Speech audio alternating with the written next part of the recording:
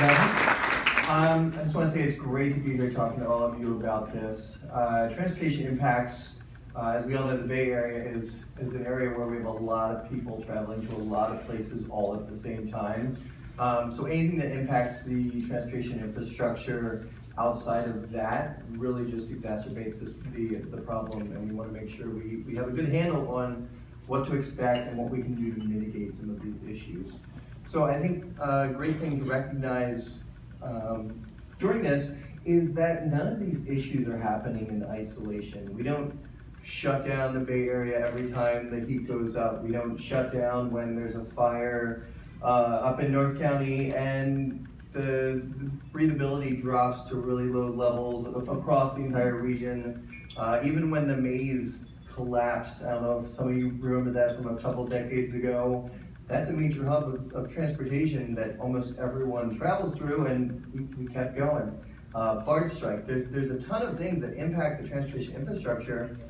We all have to get to work. We all have to get where we're going. We have a lot of places we need to be, and things don't shut down. So the real question is, through this analysis, is taking all that data, all that modeling that's been done for heat and the other hazards, and then saying, well, what does that mean to all of us? And what are even the secondary impacts? How does this really ripple across the situation or across the system? So first of all, who is impacted by heat? Well, all of us. But specifically the communities that have older and younger residents. You've got all of your transit users, and this has a ripple effect too, as we'll talk about, both on the truck or on the bus level, and on your heavy, your BART, your Caltrain users, and then finally, the road users. We're all impacted by this across multiple modes of usage.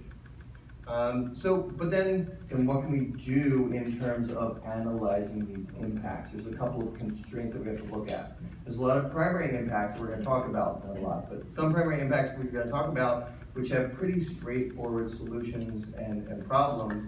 But it's really understanding what are the secondary impacts. How can we understand how it affects the broader travel demand, the travel patterns? So are we increasing traffic volumes? Are we actually pulling people away from transit?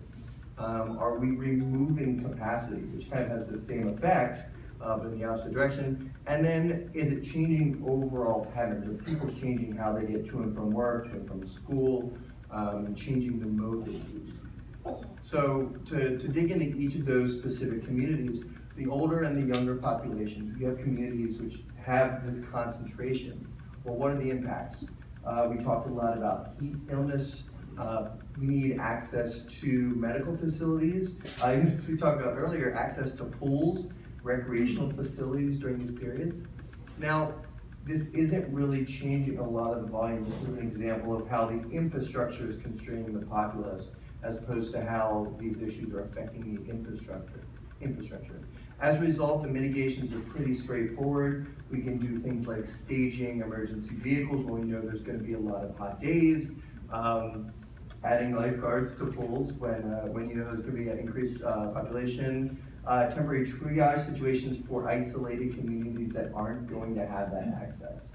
So in terms of modeling the impact, it's pretty straightforward.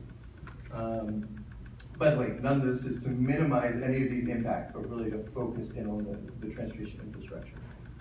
Second, the bus transit corridors. Now when we're talking about transit, bus oftentimes has a lot of captive users. These are the people that are taking transit because they have to. Now the Bay Area is great in the sense that we have a great, resilient, comprehensive transportation network which includes transit that is a feasible, reasonable option. We have a lot of different ways to get around, but not all of them. That's not true for all situations. There's a lot of corridors that have a lot of high demand, but the people on those corridors don't have a lot of other options.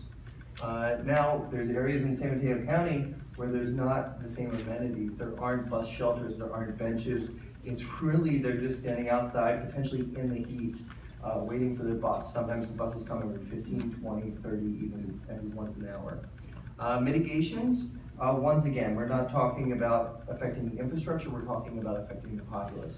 So things like just providing improved amenities, increasing service frequency, even just making it cheaper to ride transit on these high heat days. Now, starting to look in the bigger realm where we do have heavy rail, BART, your Caltrain, where we have a significant number of people riding transit together on these lines, but they have a choice. Just two months ago, a month and a half ago, it was so hot in Bay Area that BART and Caltrain had to reduce the speed of their operations. I think Matthew talked about how that happened in Paris as well. Now, a big aspect of people's choice in how they get to work, get to school, is how long it takes. Transit's already fighting an uphill battle to get people to ride transit. When you slow it down, those people that have the choice, well, they can get in their car's air conditioned, they can sit, listen to music, whatever they want. So we start moving people over to other modes, we see increased congestion, which we already have, but it still gets them there faster. So what's the effect on the infrastructure? Well, even if areas in San Mateo County, a lot of the tracks are covered, yeah, that's a real picture, heat effect. Because BART, Caltrain are system-wide networks, a slowdown in one area can slow down and add delay to the entire network. So we see that reduction in capacity, we see movement over to other modes. So what we do is we throw this into the model, we add that reduced capacity, that slowdown, and we see where people divert to instead, how much the traffic is increased, and potentially what the detour routes are. What are potential mitigations? Still at an early level, but longer trains increase that capacity, or even improve tracks. Right now we're waiting for longer trains, the new fleet for BART, but they are also talking about putting in new rails which can handle higher heat. Also, even just increasing the number of work from home days for the people that have that as an option. Now, the other one, roadways. We're talking about increased capacity. How many people have driven down a road that has pretty big potholes in it? Lots of us, right? We don't have enough funding to address the current degradation of road quality right now. Now, as the heat increases, that degradation only increases as well. We either have to start maintenance or restoration facilities more often, or we're going to see actual failure events. Now, where does that have the biggest potential for impact? Ramp interchanges, big volume intersections.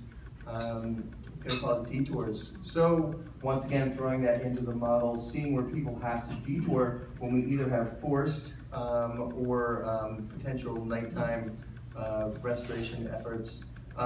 Funding that, improving the pavement design, just the mix of asphalt used, putting in pavement health sensors so we know where the critical facilities are, and then just once again understanding how best to detour.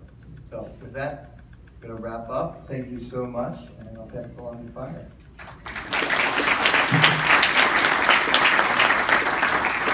Last one before your break, Chief Johnson Costa.